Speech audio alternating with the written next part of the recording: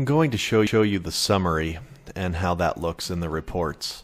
The summary is pretty cool. When you first see it, you might think, oh, this doesn't have what I need. But I'd suggest you start clicking down and seeing what it's like. Like the others, go ahead and make sure your roster is selected and that the correct assessment is selected. You can filter your students by period or by whatever else, just like the others. But it has, well, you see, here's a handy little chart. And now, if I were to use this in a PLC meeting, I think the uses would be kind of obvious. It'll have you, and it'll have the rest of the school, and it'll have the rest of the district too. Yours will have 3. And if I'm looking at mine and I'm seeing that my kids, the number of my kids at grade level is significantly below those for the rest of the school, then I know I need to find out what they're doing.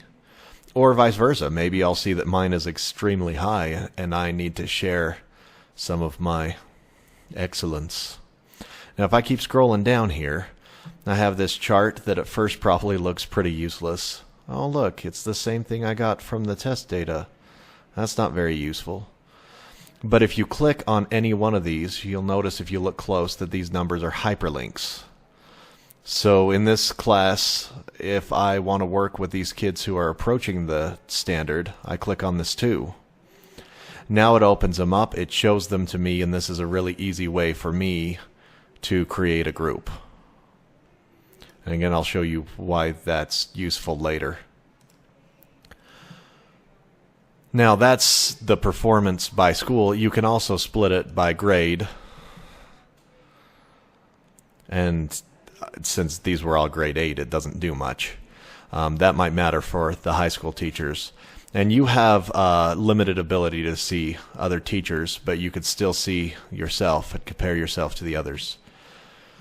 And then I can split it by standard. I can analyze it by standard. And by the way, these still have the same, you can choose your chart type stuff. You can make all kinds of changes there. Now, on this particular test, I had all of them tied to 2 standards. I didn't differentiate, so that's why they're the same here. But again, I can check by standard how my kids are doing on this assessment. And once again, all of these are links. Oh, hey, on this particular standard, I had 61.7% who got who were proficient. And I can click that and again drill it down. Now notice that these 2 students are still selected. So I don't even have to create the group. I can just leave them selected, and that's kind of handy. You can again do it by grade or by teacher. And finally, look at this items. This again breaks it down by question, just like the item analysis. It'll give you yourself, the school, and the district on that assessment. Now, of course, since most of you are writing the assessments at the school level, it's going to be the same at the school and at the district. But you can still compare yours with theirs. But this time you can do it on a per question basis.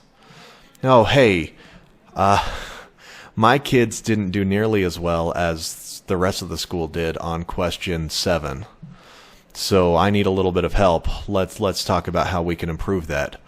Or you can do a little bit of a student exchange. If Jimmy is better at teaching that one standard and I'm better at teaching this other one, we can trade kids during our remediation time, and that will help.